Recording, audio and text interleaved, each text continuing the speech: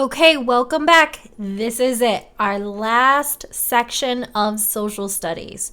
So, we were talking about in the previous video the beginning of the French and Indian War and how the American Indians were siding with the French, and then we have a Native American group, the Iroquois, who then side with the British. So now we are going to read about a British victory.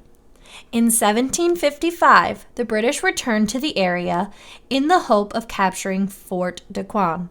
This time, they sent a leader with experience to try and defeat the enemy. Edward Braddock, a general, went to the area. Washington served as his advisor. However, the French and American Indian fighters defeated the British again, killing General Braddock. The effort to capture the fort failed. The British lost many early battles. Then in 1757, British leaders sent reinforcements from Europe.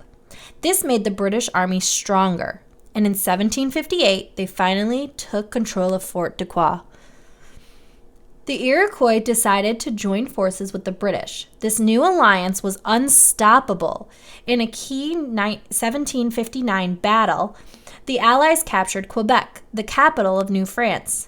The next year, the British captured Montreal, another French settlement in present-day Canada. The French and their allies had been beaten. To end the war, France and England signed a treaty, which is a formal agreement between countries in 1763. France agreed to surrender much of its territory in North America east of the Mississippi River. The British now controlled the Ohio River Valley. This upset many American Indians. They knew that more colonists from the east would soon arrive. Unlike the French, British settlers built towns and roads, changing the landscapes. In 1763, an Ottawa leader named Potiac took action to stop the British. He led an army that attacked British forts and villages in the Ohio River Valley. Okay, so we had the French and the American Indians were winning for a while, but then the British got reinforcements, meaning more soldiers and people willing to fight from Europe, okay, where they were originally from. Okay, after much fighting, the British destroyed Pontiac's men. Still, the clash alarmed many British leaders because the fighting proved to be expensive. King George III issued an order called the Proclamation of 1763. It prohibited, or blocked, colonists from settling lands west of the Appalachian Mountains. The king hoped this order would help keep peace with the American Indians and not cause further costs. The proclamation upset colonists who were eager to settle in the Ohio River Valley. Many of them pushed west despite the king's order. This added to the growing tensions between the colonies and Great Britain. After the war, American Indians continued to try to stop settlers from taking their land. One Cayuga Indian leader, Logan, tried to keep the peace with white settlers. However, in what became known as Lord Dunmore's War in 1774, Virginia settlers killed some of his family members, and the Pennsylvania militia went into the Ohio River Valley to destroy several Indian villages. After these events, Chief Logan fought to keep white settlers out of the region.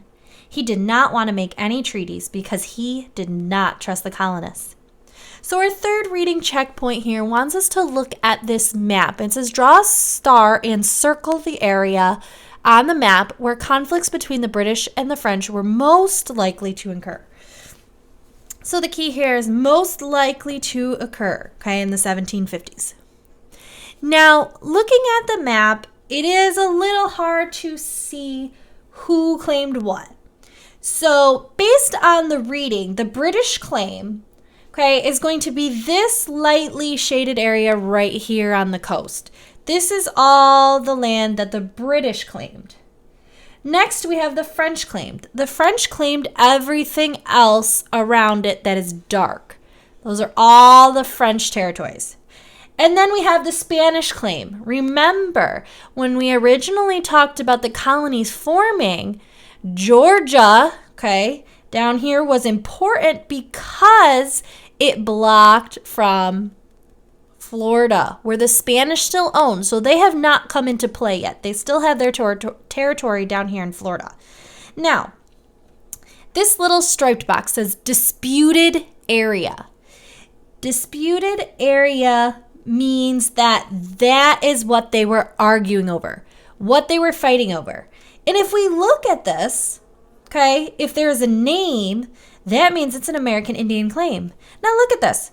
All into disputed area. What do you see? You see all the names of the Native American groups. So was either side really correct in fighting over an area that people already lived? Okay, you've got the Iroquois up here. You have the Shawnee down here. You have Cherokee. They all lived in the disputed area. So draw a circle and a star. So basically, the area that's disputed is the most likely area that conflicts would occur. So we would just circle, okay, and I know you can't really see my color that much, but you can see my motion, circle, and we can just put a star on the outside. Okay, we have one more little section to talk about, and then we are completed. Okay, the last little thing I'm going to review is the Lesson 5 check.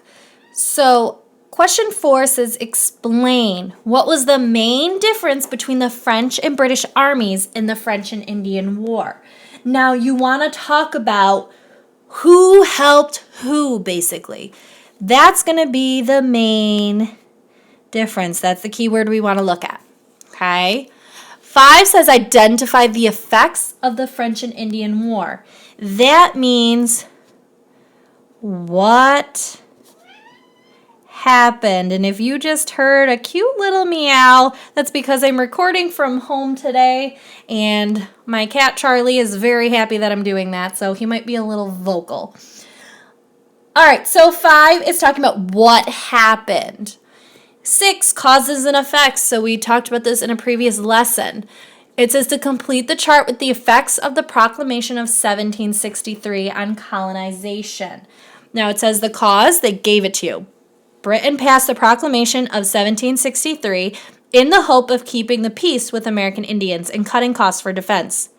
What happened as a result? So what did that proclamation do? And if we look back into our text, we should be able to find it on the last kind of page we read. Okay, the Proclamation of 1763 is first talked about here. So that means any of our information that we're going to need is going to come after it was mentioned. So within this area, you will find the 2 effects that happened as a result of this proclamation. Okay, so you have a few more questions to do, but other than that, you guys did it. You completed our social studies packet. Please remember, if you have any questions about anything on here, email myself or Miss Johnson. We will be glad to help you. Okay, now there are a few more activities in the packet. Please make sure to go back and complete those, and make sure you study the back page. Okay, it gives you, it's called a visual review. It says use these graphics to review some of the key terms, people, and ideas. Okay, so looking at the list of people, what they were important for, and then our 13 colonies at the bottom, what each of them did. Okay, so please use this as kind of like a little study guide. And we will see you for more lessons. Thank you for watching.